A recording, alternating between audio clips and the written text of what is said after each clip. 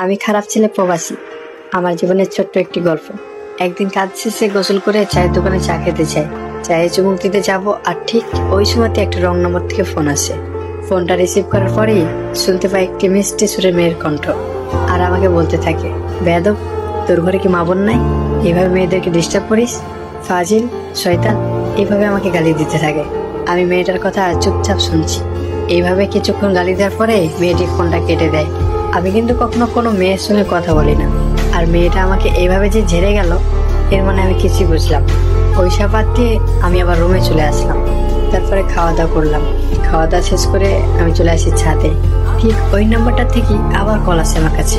ফোনটা আমি আবার রিসিভ করলাম। তারপর মেয়েটি আমাকে বলতে থাকে, সরি, আসলে ওইসব গালিগুলো তোমাকে দিতে চাইনি। আমার ছোট বোনকে একটা ছেলে খুব ডিস্টার্ব করছিল। ওর নাম্বারটা টাইপ করতে গিয়ে একটা অক্ষর ভুলে গেছে। আসলে আমি বুঝতে পারিনি, আমাকে ক্ষমা করে দিয়ে। আমি কিছুই বলছি না, চুপচাপ শুনছি। মেয়েটি এই বলে ফোনটা আবারও কেটে দেয়। 1 ঘন্টা পরে মেয়েটি আমাকে আবারও কল দেয় আর বলে, আপনি আমাকে ক্ষমা করেছেন তো? প্লিজ আমাকে ক্ষমা করে দিন। বিশ্বাস করেন, আমি আপনাকে এসব গালি দিতে চাইনি। আমি কিছু বলছি না, চুপচাপ শুনছি। আসলে মেয়েটির কণ্ঠ এতটাই মায়া পেয়েছে যে কেউ শুনলেই মায়ায় পড়ে যাবে। তারপর মেয়েটি আবার বলে ওঠে, কি ব্যাপার, কথা বলছেন না যে? বোবা নাকি? আমি বললাম, না না, বোবা হতে যাব কেন, কথা বলতে পারি। মেয়েটি বলল, তাহলে এতক্ষণ কথা বললেন না কেন? তারপর আমি বললাম, আপনার কথাগুলো শুনতে অনেক সুন্দর লাগছিল, তাই চুপচাপ শুনছিলাম। মেয়েটি বলল, আমাকে ক্ষমা করে দিয়েছেন তো?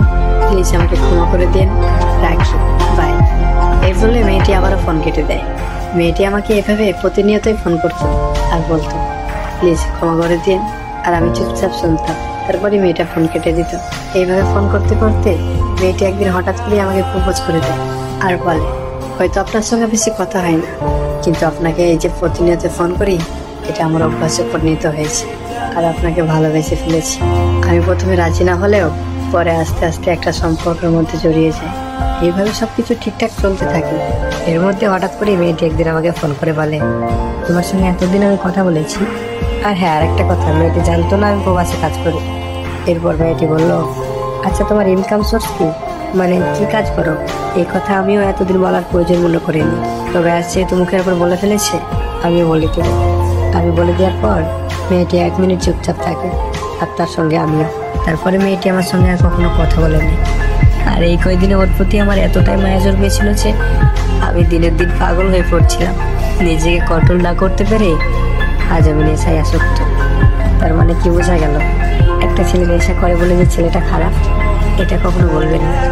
আগে ছেলেটার ভিতরের কষ্টগুলো দেখুন, কতটা পরিমাণে কষ্ট পেলে নেশায় আসক্ত হয়। গল্পটা পুরো শোনার জন্য ধন্যবাদ। ভালো থাকবেন। আর আপনাদের জীবনের যদি কোনো গল্প শেয়ার করতে চান, আমাকে নক করতে পারেন।